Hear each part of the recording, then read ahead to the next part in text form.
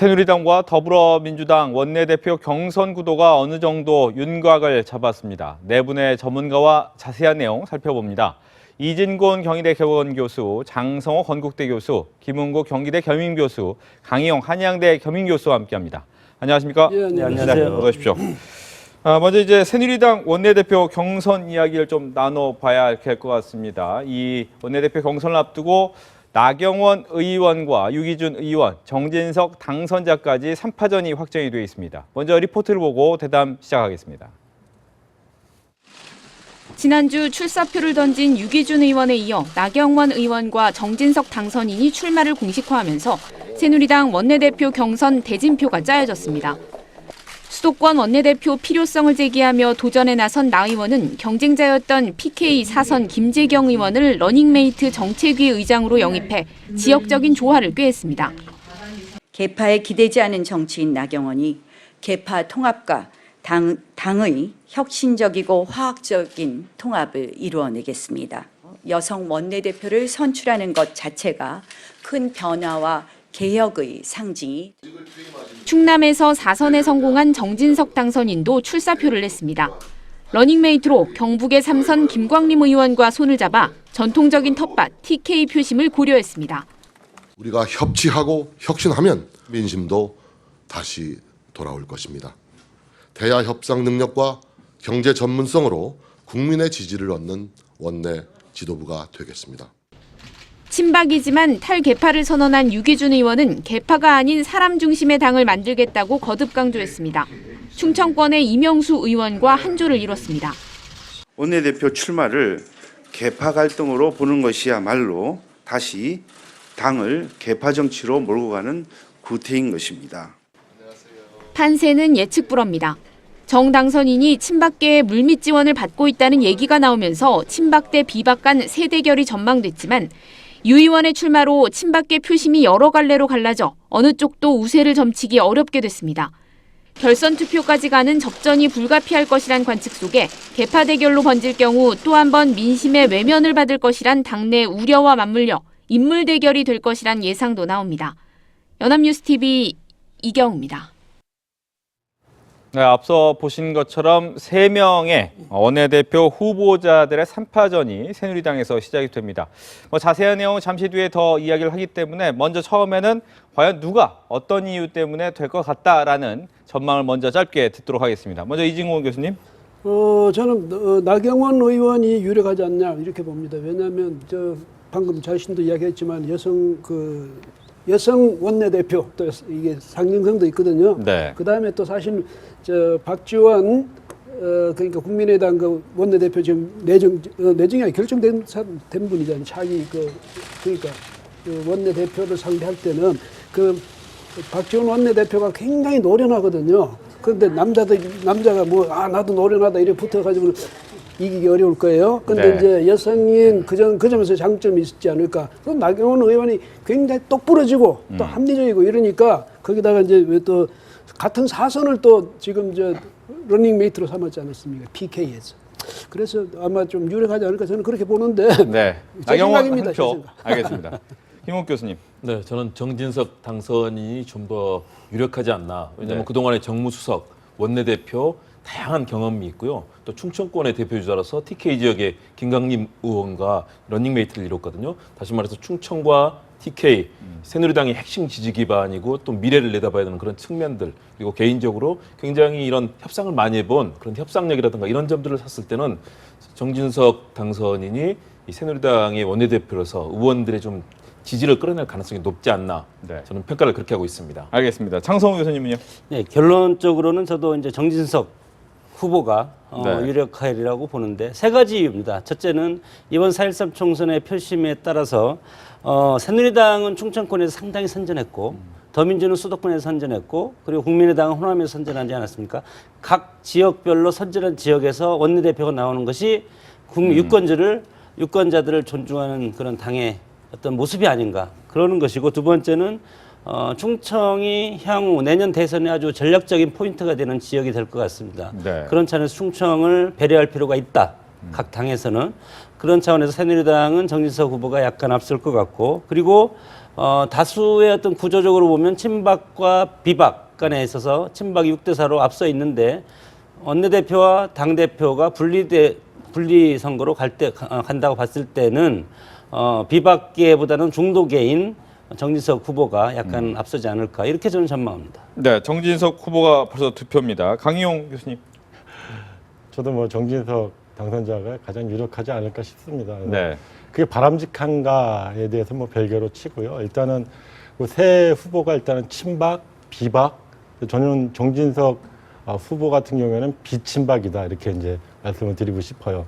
그러니까 청와대 입장에서 혹은 친박 입장에서도 친박이 전면에 나서는 것은 좀 부담스러워하는 상황이고, 그다음에 비박을 할 경우는 또 이게 배신의 정치로 이어질 확률이 높기 때문에 그 중간적 입장에 있는 비친박, 친박이 아니지만 친박과 어느 정도 소통이 가능한, 가령 이제 정진석 수석 같은 경우에는 우리가 기억하듯이 그 이명박 대통령이 정무수석을 하면서 소위 그 2011년에 88 회동을 이끌었던 당사자이거든요. 그래서 어떤 그 새누리당의 어떤 본류라고 할 수도 있는 부분이 있고, 양쪽의 어떤 교감을 이룰 수 있는, 교류를 이뤄갈 수 있는 그런 이제 적임자다 이렇게 판단하고 있는 것 같습니다. 네, 말씀하신 것처럼 어떻게 보면 나경원 의원 한 표와 정진석 당선인이 3표가 나오면서 정진석 후보 쪽으로 약간 쏠린 듯한 이 내용에서는 보입니다만, 안 나온 분부터 먼저 하겠습니다. 유기준 후보에 대해서는 지금 한 표도 나오지 않았습니다.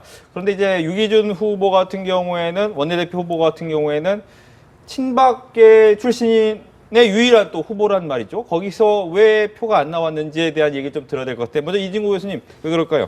저는 유기준 의원 전 장관이 이번에 왜 굳이 나오려고 하는지 그걸 저는 사실상 이해를 못 하겠어요. 그래서 제가 개인적으로 생각할 때는 보니까 저는 상당히 부정적이에요. 왜냐하면 뭐 특정 뭐 친박을 위해서 그렇다는 것도 아니고 비박을 위해서 그렇다는 것도 아니고 청와대를 위해서 그렇다는 것도 아닌데, 다만 지금 친박 때문에 지금 사실은 친박이 너무 친박 마케팅을 해서 총선에서 이렇게 참패를 했다, 이렇게 일반적으로 알려져 있지 않습니까? 그 뒤에는 또 청와대가 무슨 어떤 작용을 했을 것이다, 이렇게 어쨌든 자신들이 대통령은 나는 친박 뭐 만든 적도 없고 자기들이 마케팅을 했다 했지만, 어쨌든 국민들이 생각할 때는 그 배경에는 청와대의 의지가 있다, 이렇게는 이해가 되고 있는데, 네. 거기서 유기준 의원은 이제 거기서 뭐 장관까지 했고, 근데 또 장관 하면 또 끝까지 같이 하는 게 아니라 또 이제 20대 출마하려고 또 중간에 한 8개월 만에 나왔죠. 나와가지고 했는데, 이렇게 하니까 사람들이 볼 때 저분은 너무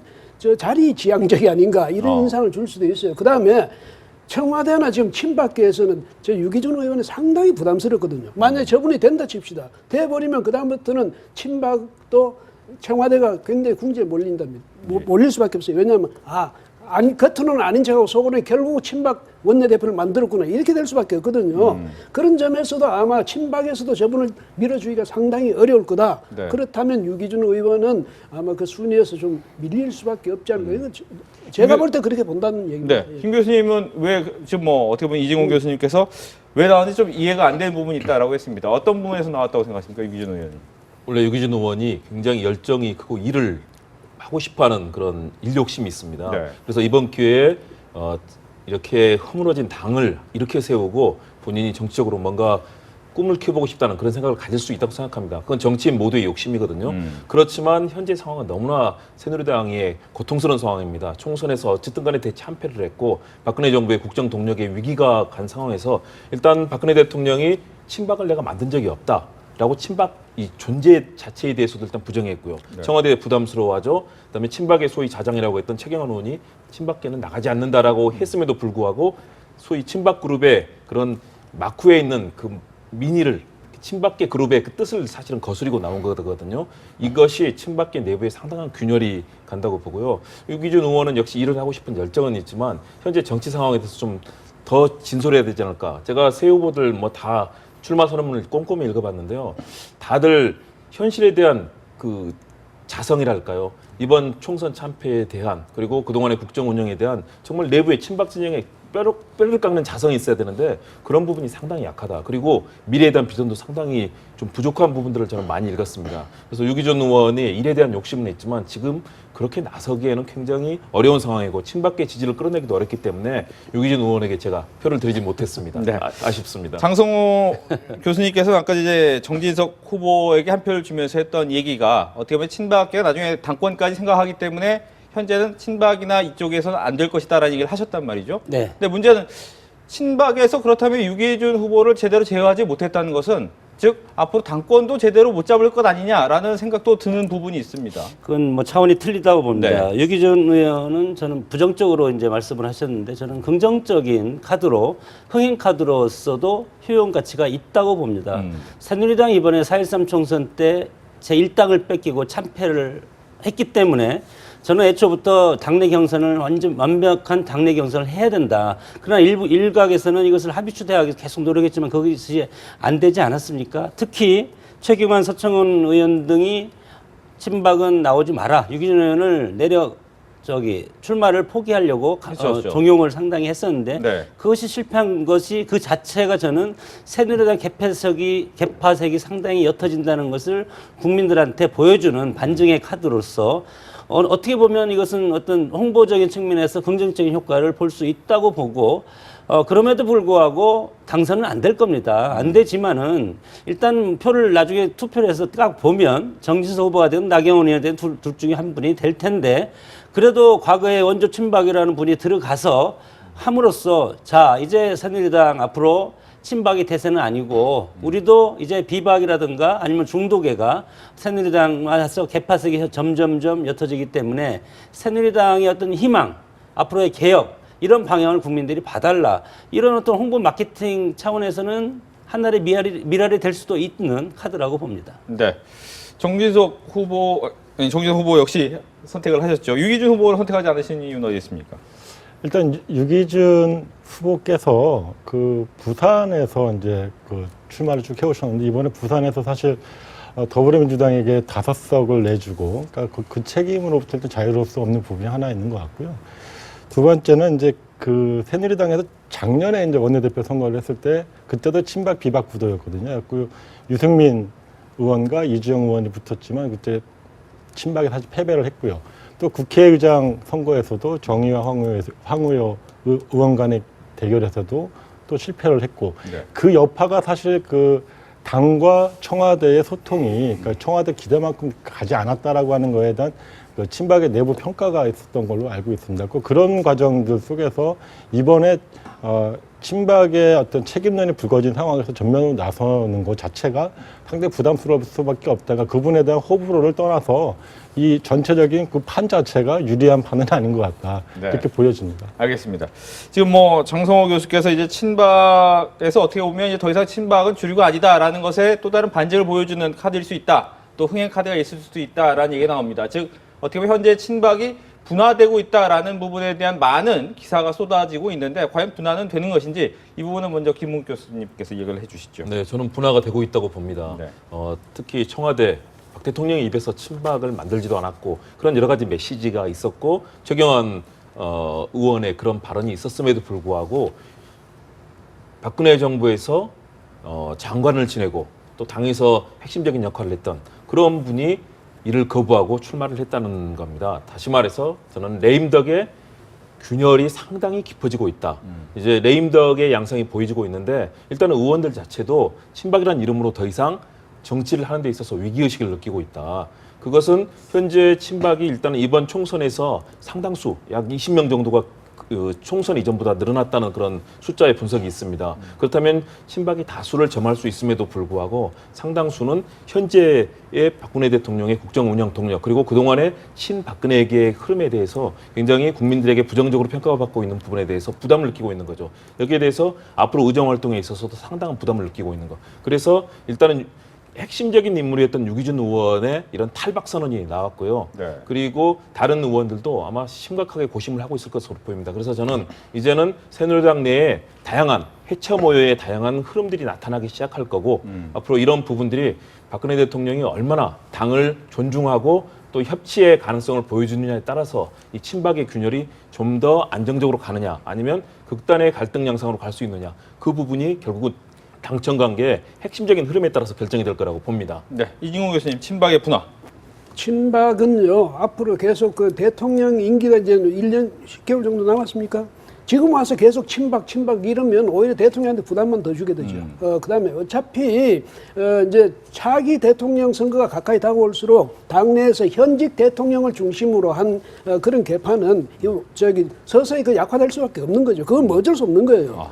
그리고 대통령도 지금 굉장히 좀 마음속으로 그걸 받아들이기 어렵겠지만은 임기제 대통령, 특히 5년 단임제 대통령이 임기 후반에 가면 램덕이 온다. 이거는 숙명이에요. 그건 그대로 자연스러운 현상으로 받아들여야 하거든요. 근데 더더구나 이번에 친박이 만약에 성공을 좀 했더라면 그래도 그 당에서 내가 할 말이 있는데 이번에는요, 자신들은 열심히 했는데 국민들이나 저 당내에서는 또 특히 이제 여기 저 낙선한 사람들은 뭐라고 생각하냐면 친박 마케팅이 너무 이상하게 돌아가는 바람에 우리가 다 떨어지고 우리 당이 이렇게 몰락했다고 이야기한단 말이죠. 이런 상황에서 친박이 또 친박 이렇게 모인다면 그건 스스로가 말이죠. 자신들이 국민적인 표적이 되겠다는 말밖에 안 되잖아요. 그래서 친박의 그 약화, 심지어 나중에 가면 친박의 와해, 이거는 뭐 불가피하고 자연스러운 현상입니다. 그러면 이번에부터 여기서 이 원내대표를 뽑을 이 상황에서도 친박이 무슨 뭐 같이 모여서 논해가지고 누구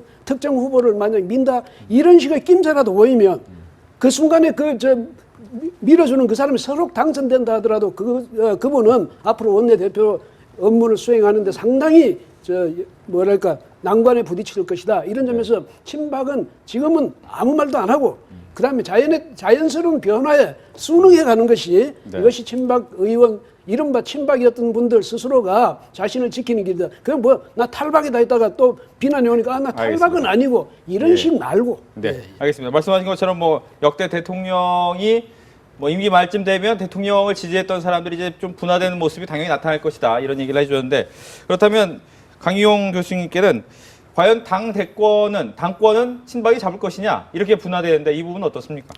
그러니까 지금 그 친박이 이번 원내대표 선거에 대해서 전념하지 않는 이유가 뭘까라고 봤을 때 일단 뭐 총선 책임론으로부터 자기네가 역풍 맞을 필요가 없다는 것이고 이 이후에 이제 비대위가 구성되고 전당대회가 있단 말이죠. 그러니까 전당대회에서 선출되는 당대표가 이후에 사실상 대선 준비를 하는 타령탑이 될 것이기 때문에 그 과정에서 자신들이 영향력을 실질적으로 행사하기 위한 거 아니냐. 그러기 위해서는 원내대표가 지금 굳이 친박일 필요 없다라고 하는 계산이 이미 끝난 것 같고요. 그 과정에서 원내대표, 그러니까 오늘 이제 최경환 의원도 나가라고 해도 나가고 싶지 않다라고 얘기를 했지만 당 대표는 아직 시간이 남아 있기 때문에 그건 모르는 일입니다. 그래서 여전히 이런 흐름들 속에서 자신들의 판단을 하는 거 아니냐. 그리고 이제 아까 친박의 분화에도 잠깐 말씀드리면 사실 122명 중에 한 70명 가까이가 친박이다 이렇게 얘기를 하고 있는데. 이게 당장의 어떤 분화가 가속화되기보다는 지금 이번에 그 박근혜 대통령 언론사 그 간담회에서도 드러났듯이 국정운영 기조라든가 아니면 당청 기조를 바꿀 생각이 없으세요, 보니까. 그렇기 때문에 지금 임기 5년 차도 아니고 임기 4년 차입니다. 그래서 마지막까지 내가 4대 개혁이라든가 그동안 추진해왔던 거를 해보겠다라는 생각이 강합니다. 그렇기 때문에 선뜻 원내대표에서 이거를 다 놓지는 않을 거다. 그래서 제가 굳이 비박이 아니라 비친박이라고 얘기한 이유도 그런 점에 있는 것입니다. 알겠습니다. 장성호 교수님도 비슷한 내용입니다. 당권을 과연 친박이 가져갈 것이냐? 예, 당연히 권력은 우리가 지금 개파가 하루아침에 없어지는 것이 아니고 친박이 개파가 옅어지지만 친박 개파는 상당히 오랫동안 갈 겁니다. 대통령 입장에서도 지금 탈당 후 거국 내각을 구성해서 정말로 새누리당을 떠날 수도 있습니다. 그러나 이렇게 되면 보수 새누리당이 재집권하는 데는 불가능한다고 봅니다. 과거에서도 노태우 대통령이 거국중립 내각을 구성했지만 그 이후에 정권이 넘어가지 않았습니까? 그런 차원에서 봤을 때 상당히 오히려 새누리당 의원들이 대통령의 탈당을 막을 것이다. 저는 그렇게 봅니다.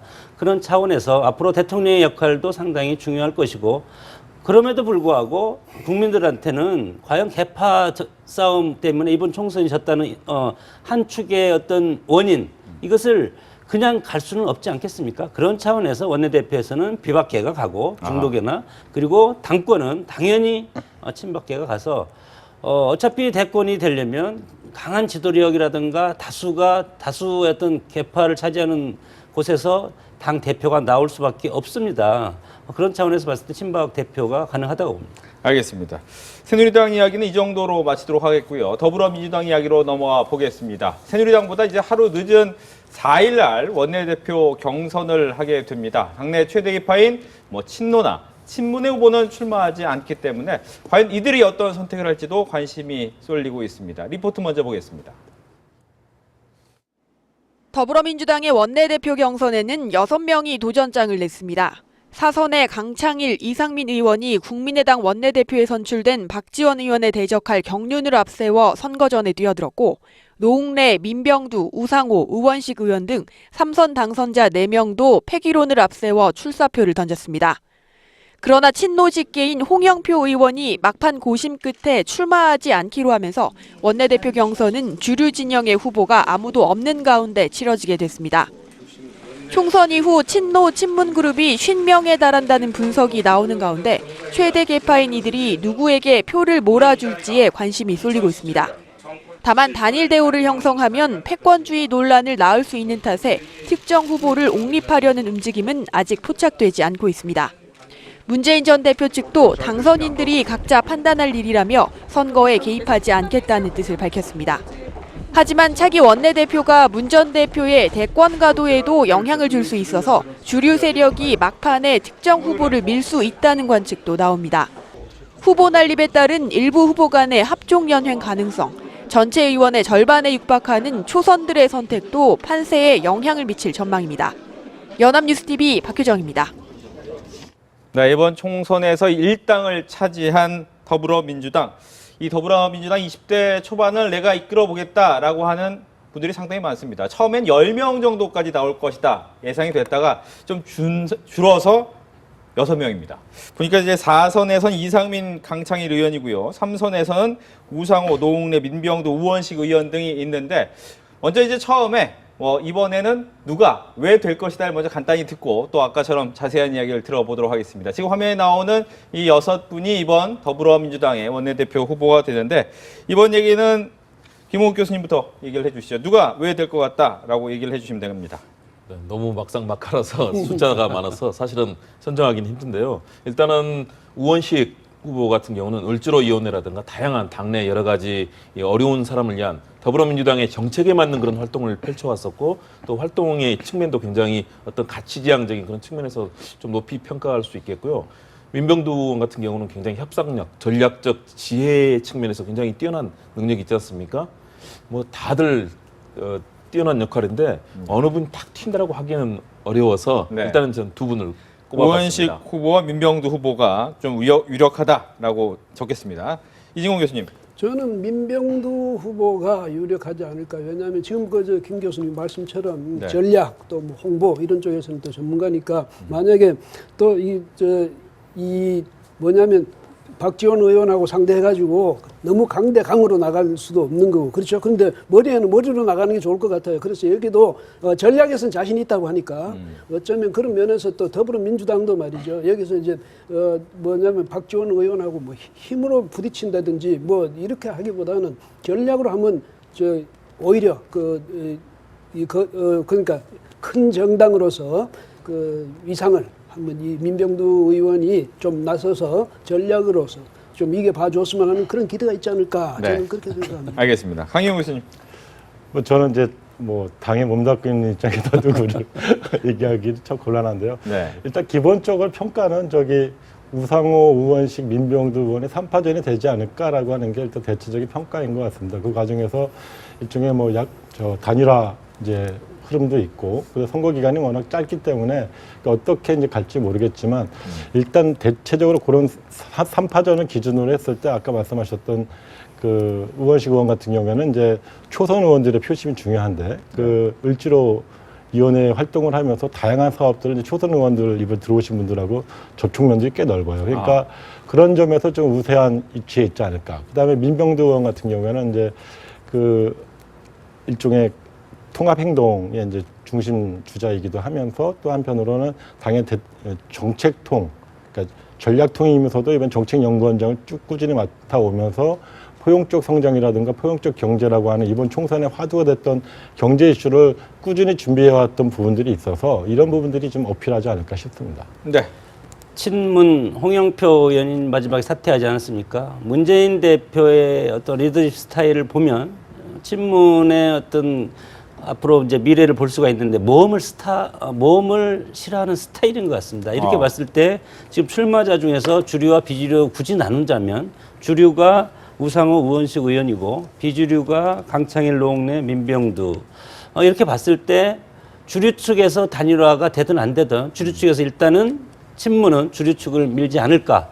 그렇게 봤을 때 우상호, 우원식 두 분인데 저는 우원식 의원이 민평년 활동도 하고 여러 가지 을지로 활동도 많이 하고 그런 차원에서 봤을 때 우원식 의원이 가장 저는 앞서 나가고 있지 않나 이렇게 저는 뭐 판단을 합니다. 네, 뭐 여기 겹쳐지는 두 명, 세 명씩 얘기를 하셨기 때문에 보면 민병두 후보가 한 3표 정도 뭐 합쳐서 또 우원식 후보도 한 3표 정도 나오면서 두 분이 양강 구도를 여기서는 또 얘기를 해주고 있습니다. 근데 문제는 뭐 잠깐 얘기를 해주셨지만 친문 세력에서 어떻게 보면 후보를 내지 않았다. 어떻게 보면 그것이 모험을 걸지 않는 스타일이다. 이렇게 얘기를 하셨는데 어떻게 보면 이제 친박계 후보를 내지 않는 것처럼 이번에도 거기에 대해서는 적극적이지 않은 이유가 어디에 있을까라는 부분이 좀 궁금합니다. 이 부분을 먼저 좀 얘기를 해주시죠. 네, 부담스러운 거죠. 네. 그동안에 더불어민주당이 김종인 대표를 영입하기 전까지 굉장히 친노 그룹에 대한 뭐 친노 그룹이 다 잘한 부분도 있죠. 그러나 또 비판적으로 평가받은 그런 부분들에 대해서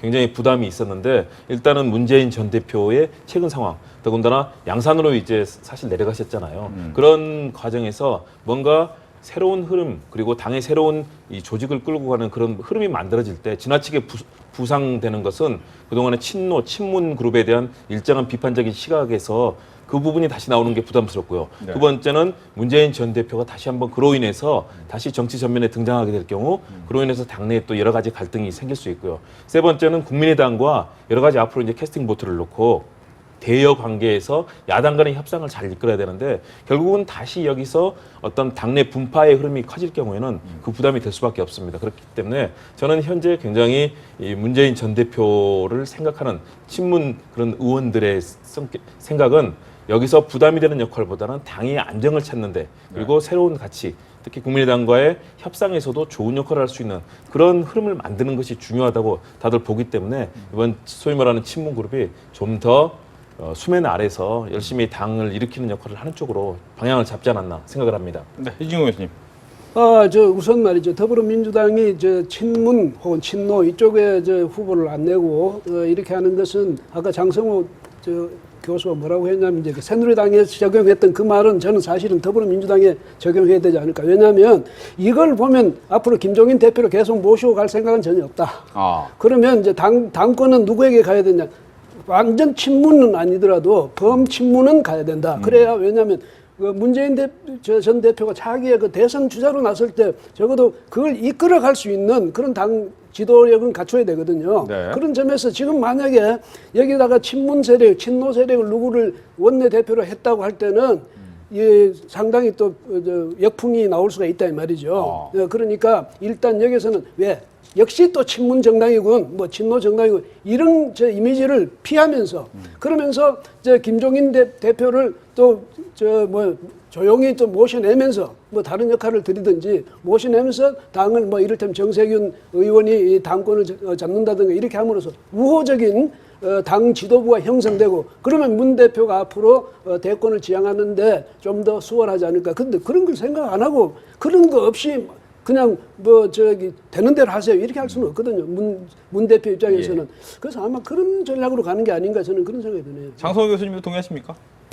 예, 동의는 하지만 네. 뭐 조금 이제 뉘앙스는 좀 틀린데 김종인 대표는 저는 뭐 가리라고 봅니다. 본인의 뜻대로. 물론 추미애 의원이 오늘 뭐 여러 가지 김종인 대표에 대해서 뭐 빨리 전대를 열어라. 전당대회 하자. 이렇게 해서 이제 압박은 했지만 문재인 대표와의 어떤 그 보이지 않는 무슨 선이 있을 겁니다. 그런 차원에서 문재인 대표도 김종인 현 대표가 필요한 것이고 그리고 향후 야권 지형을 할 때 본인이 나갈 수가 있는 지금 처지가 아니지 않습니까? 당직도 없고 의원도 아니고 그런 차원에서 이것은 문재인 대표를 위해서 누가 해줄 것인가? 네. 총선에서의 역할을 대선에서까지도 해줄 사람이 저는 김종인 대표라고 생각을 합니다.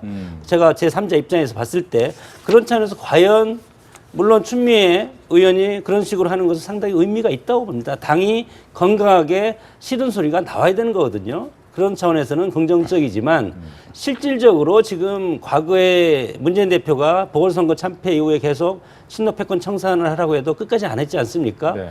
이런 식으로 내년까지 갈 가능성이 상당히 많다고 봅니다. 네. 강 교수님, 뭐 이런 시각이 있습니다. 어떻게 보면 지금 친문이나 친노 세력에서 대표 후보 주자를 내지 않았기 때문에 김종인 대표에 대해서 이제 어떻게 보면 비토의 성향이 있는 것이다라고 이제 해석이 나올 수 있단 말이죠. 이 부분 어떻게 보셨습니까? 그걸 이제 바로 비토로 해석하기는 좀 무리가 있다고 생각이 네. 들고요. 그러니까 원내대표는 이제 임기가 정해져 있는 것이기 때문에 그러면 이제 전대는 이제 약간 해석의 차이도 있고 당내에서 여러 가지 정치적 판단, 정무적 판단을 해야 될 부분들이 있어서 시기가 좀 논의하기로 되어 있는 상황이죠. 그래서 이거와 결부시키는 건 좀 다소 부담되는 것이다. 근데 다만 이제 그 과정에서 또 이제 친문, 뭐 친노, 주류에서 왜 원내대표가 안 나왔냐라고 그렇죠. 했을 때 저는 뭐 개파 간의 어떤 공학적인 계산보다는 일단은 이번에 그 소위 친노, 친문이라고 하시는 분들에서 3선 4선급의 의원들이 많이 안 계세요, 사실은. 네. 예. 그래서 뭐 원래 뭐 친노의 뭐 좌장 역할을 하셨던 노영민 의원이나 이런 분들이 사실 이번 총선에 불출마를 하셨기 때문에 사실 그런 부분들도 일정하게 영향을 미친 것 같고요. 또 이제 그럼에도 불구하고 아까 말씀하셨듯이 지금 상황에서 총선 결과에 대한 평가가 서로 엇갈리는 시점에서 최대 개파가 사실 나서는 거는 아까 우리가 앞서서 새누리당의 친박이 나서는 거 부담스러워하듯이 이쪽도 마찬가지가 아닌가 이런 생각이 좀 듭니다. 그래서 결과적으로는 지금 우리 당 같은 경우에는 이제 그 전당대회 그다음에 내년에 있을 뭐 대선 또 경선이 이제 이런 과정들이 있는데 지금 이 일기는 내년 임기가 내년 5월까지입니다. 그렇기 네. 때문에 실질적으로 초반에 원구성과 상임위 배분이라든가 이런 부분들에 아마 주안점을 두기 때문에 어떤 정치적으로 개파적으로 접근하지 않고 일단은 자율적으로 누가 되더라도 뭐 다 합리적이신 분들이기 때문에 그 부분에서 특별하게 어떤 힘을 작동시키지 않는 이런 상황인 것 같다 이렇게 보여집니다. 네. 뭐 지금 보면 이제 주리 쪽에서 좀 힘을 받고 있는 분들이 대부분 이제 3선급입니다. 어떻게 보면 이제 새누리당은 다 4선급. 박지원 의원 역시도 상당히 급수가 높기 때문에 일당인데도 불구하고 너무 젊은 사람들 데리고 가는 것은 아니냐 이런 생각이 좀 들 수도 있을 것 같은데 이 부분 어떨까요? 그런데 3선 정도의 역량이면 그동안의 의정활동이라든가 또 다양한 뭐 지역 관계 또 국정에 관계된 것들 이런 것들을 많이 해봤기 때문에 저는 선수가 3선이라도 큰 부담은 되지 않을 거로 보입니다. 대신에 어느 정도 정말 의원들의 이 동의를 이끌어낼 수 있는 일단 당내 협상력이 있어야 됩니다. 예. 왜냐하면 초선들이 많고 저는 사실은 우리가 친문 그룹 이렇게 얘기를 하지만은 그렇게 결속력이 높지는 않다고 봅니다. 만일의 경우 뭐 문재인 전 대표가 이렇게 하자라고 했다고 해서 이 더불어민주당이 그동안의 정당의 문화를 봤을 때 일사불란하게 따라가고 박근혜 대통령 굉장히 장악력이 강하지만 사실 더불어민주당은 그렇지 않거든요. 그런 측면에서 이번에 등장한 초선들이 상당히 많습니다.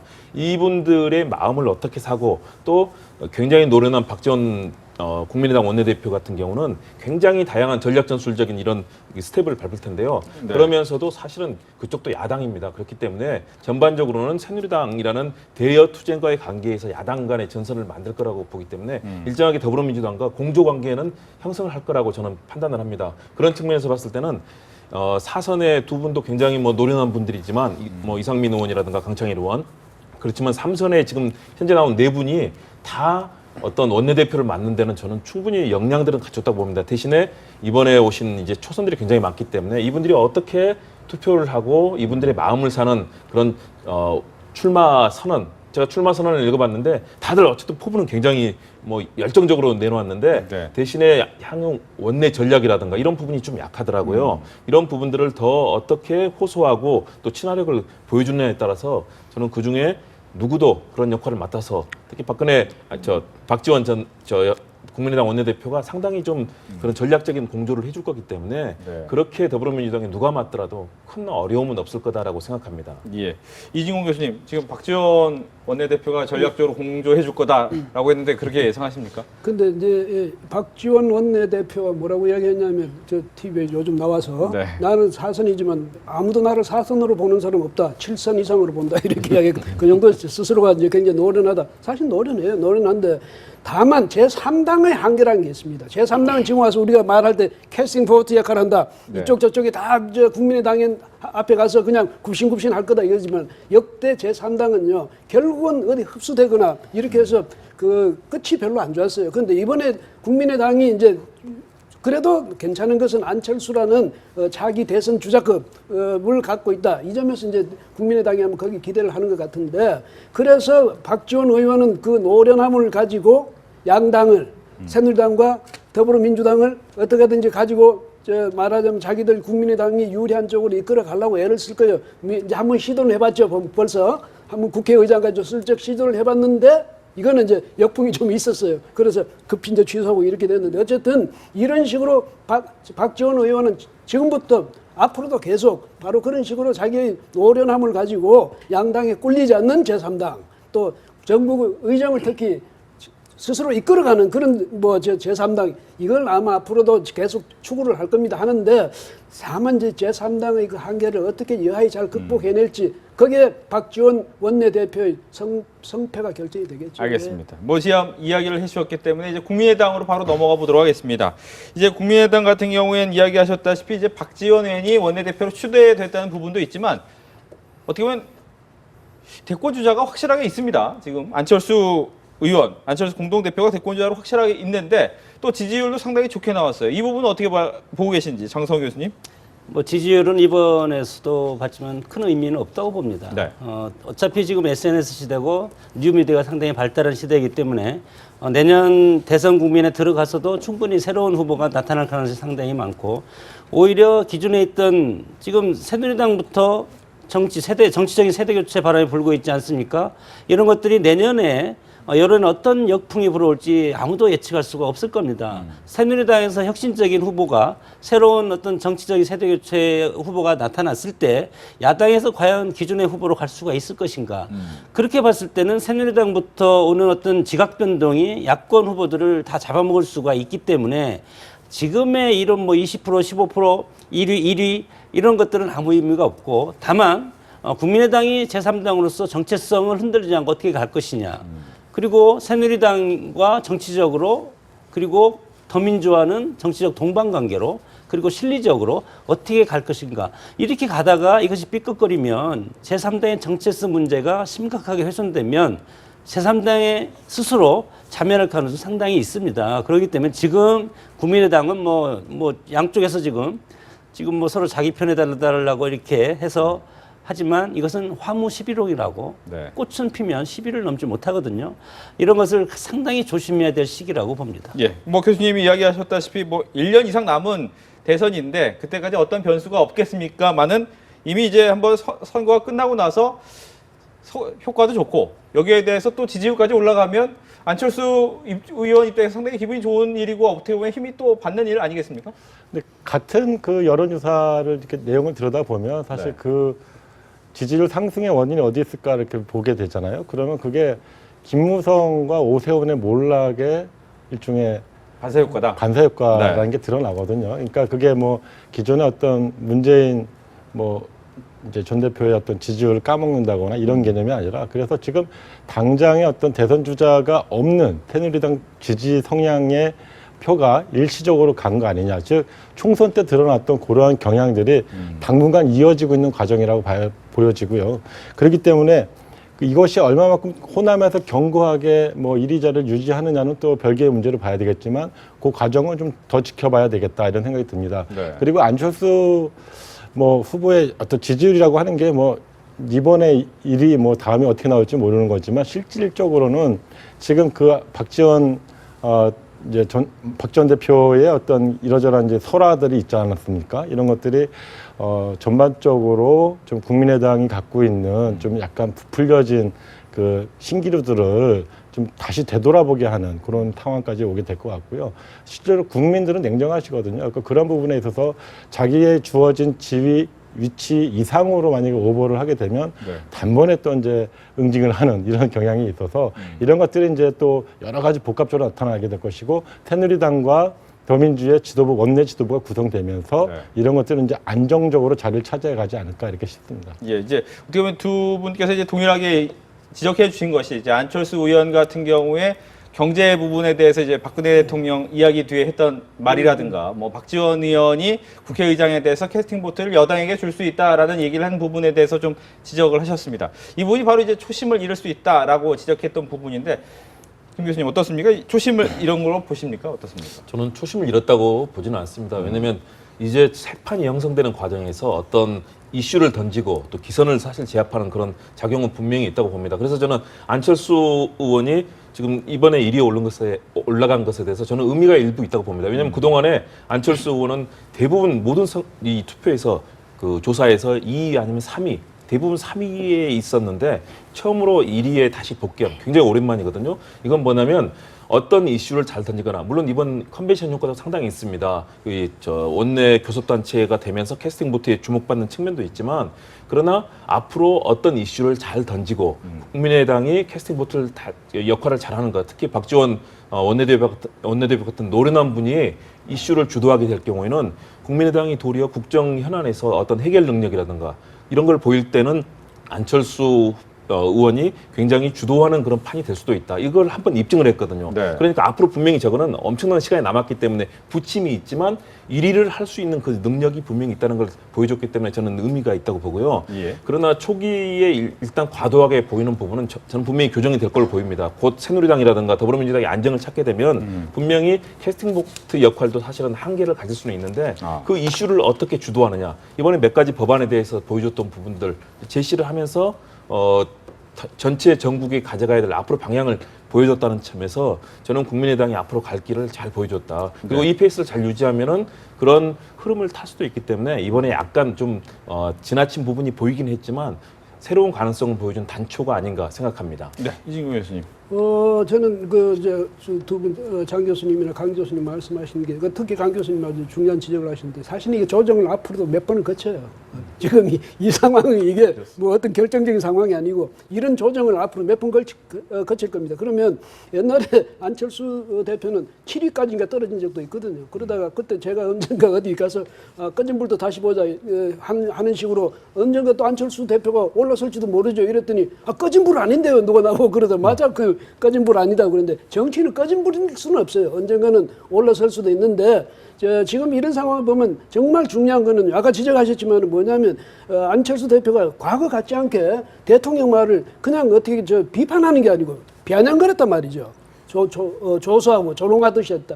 이거는 대표로서는 굉장히 금기시돼야 될 일입니다. 이게 굉장히 가볍게 보이거든요. 그다음에 또 하나 중요한 것이 뭐 박지원 의원의 노련만으로 해결되는 건 아닙니다. 왜? 새 정치가 뭔지 추구하는 바가 뭔지 가치가 뭔지 이념이 어떤 건지 이걸 분명히 지금 제시를 해줘야 되는데 아까 강 교수 지적하셨지만은 지금 새누리당이 그동안 모였던 실망했던 그런 이념 성향의 유권자들이 일단 이쪽 국민의당으로 왜냐하면 더불어민주당까지는 너무 좌편향적이다 이래서 중간에 있는 국민의당까지 와 있는데 이런 사람들 정말 설득시켜서 이게 국민의당의 정말 고정 지지자로 만들려면 가치, 이념, 정책 이런 면에서 분명한 답을 줘야 돼요. 근데 아직 못 주잖아요. 기껏했다는 것이 승리했다고 하니까 대통령이나 조롱하고 말이죠. 이런 식으로 앞으로 간다면 국민이 또 한 번 안철수 대표에 대해서 실망을 표할 수도 있죠. 네.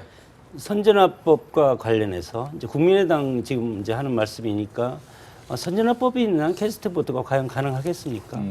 그리고 내년에 대선이 있고 올 연말까지 정기국회에서 입법화가 상당히 박근혜 정권이 추진할 텐데 지금까지 반대해왔던 이 법안을 바로 찬성해 줄 수가 있겠습니까? 그럼 그 당은 정체성이 있는 겁니까? 그런 현실적인 어떤 어려움이 있고 그러면 과연 캐스트 보트의 대상이 뭐냐? 첫째는 법안이고 두 번째는 인사청문회입니다. 그럼 이것을 법안을 내년 대선을 앞두고 각 당의 정책적인 그런 아젠다가 분명해야지 지지층을 끌어들이지 않겠습니까? 네. 그럼 이것이 합의가 되겠습니까? 그럴 경우 합의가 되지 않을 뿐더러 선진화법이 있기 때문에 법안으로도 이루어질 수가 없기 때문에 제3당의 역할이 상당히 무력화될 가능성이 있고 그리고 개각을 할 경우도 마찬가지입니다. 그럼 개각을 할 경우 더민주는 반대하는데 국민당은 창성한다. 뭐 이렇게 됐을 때 그러면 여기에서 지지층 일부에서도 이 정체성에 대해서 왜 찬성하냐 이거에 대해서 상당히 또 야권 간에 서로 치열한 또 여러 가지 서로 비난을 하지 않겠습니까? 그런 상황 이랬을 때 국민의당이 지금은 정말 꽃노릇패라고 보지만 정말 나중에 보면 이걸 이로 갈 수도 없고 일로 갈 수도 없고 어떤 딜레마적인 상황에 빠질 가능성이 상당히 많다는 겁니다. 네. 지금 그 부분도 이제 좀 지적을 해봐야 될 부분이 있는 것이 뭐냐면 가장 먼저 이제 안정화는 됐습니다. 원내대표 추대하고 어떻게 보면 현재 체제를 좀 유지하면서 공동대표 체제 가겠다라고는 했지만 이 안에 남아있는 분이 이제 천정배 의원도 있고 정동영 의원도 있고 이제 어떻게 보면 한 번씩은 대권의 꿈을 다 꿨던 분들이 있는데 여기 안철수 의원까지 대권까지 한다면 과연 당권을 재조정할 때 이 부분이 어떻게 움직일 것이냐라는 부분도 상당히 중요할 것 같은데 시간이 많지 않습니다. 간단하게 좀 듣겠습니다. 김 교수님. 네, 그래서 안철수 대표의 리더십이 굉장히 중요합니다. 그동안에 어떤 자기가 생각했던 가치를 보여주지 못하고 있던 측면들을 어떻게 실제 정책으로 성공을 이끌어내느냐. 그래서 좀 국민의당의 초반 흐름이 주목되는데요. 오늘 나오는 얘기들을 보니까 매일 이제 의원들이 공부하고 상임위에서 어떻게 진행하는지부터 법안 공부를 굉장히 열심히 한다고 합니다. 그래서 효율적으로 만약의 경우 원내에서 역할을 해내고 그리고 분명히 그런 갈등이 있을 겁니다. 왜냐하면 호남 중심의 여러 중진 의원들이 있고 안철수 대표가 분명히 부딪히는 측면이 있을 텐데 이걸 어느 정도 정치적인 목적을 위해서 협상을 해내고 당내 효율적인 리더십을 만들어내느냐. 안철수 대표가 이걸 해낸다면은 계속해서 지속적인 역할을 할 수 있을 거고요. 만일의 경우 그런 불협화음이 된다면은 다시 대권 주자로서 입장이 상당히 추락할 수 있기 때문에 결국은 안철수 대표의 리더십 그리고 중진 의원들이 어느 정도 그런 당내 화합의 이슈를 만들어내느냐에 따라서 앞으로 승패가 가리리라고 봅니다. 네, 이기훈 교수님. 예, 국민의당이 지금 처한 가장 큰 어려움은 뭐냐면 사실은 좀 미안한 표현인데 추장만 많고 인디아는 별로 없는 이런 조직입니다. 그러니까 가분수 조직이죠. 그래서 바로 그것 때문에 당내에서 이 분열 이런 요인이 굉장히 많단 말이죠. 이것을 과연 이제 안철수 대표가 그것을 잘 결속시켜서 나갈 수 있냐 이게 문제고요. 그다음에 지금 말한 저마다 다 대통령감인데 이런 분들이 과연 안철수 대표를 중심으로 계속 결속력을 유지해 갈지 만약에 그것이 안 되고 저마다 나요 하고 나설 경우에는 새누리당 국민의당이 무슨 캐스팅 보트 역할이든 뭐든 다 상관없이 자칫하다가 이 큰 위기에 봉착할 수도 있다. 이 점을 안철수 대표 그다음에 당 지도부 박지원 의원 포함해서 다 그걸 깊이 유념해야 될 것 같습니다. 네, 한 교수님. 안철수 사당이라고 하는 게 가장 큰 우려가 될 것 같고요. 안철수 사당을 어떻게 이제 막아낼 것이냐 이런 부분이 국민의당의 어떤 향후 3당의 딜레마를 어떻게 깰 것인가와 이제 직결되어 있다 이렇게 보여집니다. 그리고 말씀하셨듯이 일종의 명망가들이 너무 많아요. 명망가 정당이고 이 지지 기반을 보면 이제 처음부터 저희가 이제 많이 분석을 하고 얘기를 했습니다만 50대는 호남의 50대 이상, 그다음 서울 수도권의 개혁적인 혁신적인 새누리당 지지 성향의 젊은 층들이 아마 지지층인데 이게 섞이기 어려운 부분이 있거든요. 이 과정에서 국민의당이 어떤 길을 어떤 행보를 갈 것인지 이거에 따라서 당권이나 아니면 향후에 이제 대선까지도 영향을 미칠 것이다 이렇게 보여집니다. 네, 창성호 교수님. 경제는 진보, 안보는 보수라고 했습니다. 네. 이 문제를 어떻게 해결할 것인가. 정말 뚜렷한 답이 없을지도 모릅니다. 거기에다가 덧붙여가지고 정체성을 아까 말씀을 하셨지만 천정배, 정동영 의원과의 이념과 정체성 문제를 어떻게 조율할 것인가. 앞으로 개원 이후에 얘기하는 겁니다. 그리고 또 두 번째는 박지원 의원을 비롯한 동교동계는 더민주와 앞으로 야권 연대를 통해서 정권 재창출을 하겠다고 하는데 안철수는 문재인 대표랑은 절대로 같이 하지 않겠다는 겁니다. 이 부분을 어떻게 해결할 것인가. 여기에 따라서 나중에 국민의당의 진로 그리고 야권의 진로가 결정된다고 봅니다. 알겠습니다. 이렇게 해서 한 주간의 정치권 이슈를 네 분의 전문가와 함께 이야기를 나눠봤습니다. 오늘 이야기 잘 들었습니다. 예, 고맙습니다. 네, 오늘 준비된 내용은 여기까지입니다. 정정당당 다음 이 시간에 다시 찾아뵙겠습니다. 시청해주셔서 감사합니다.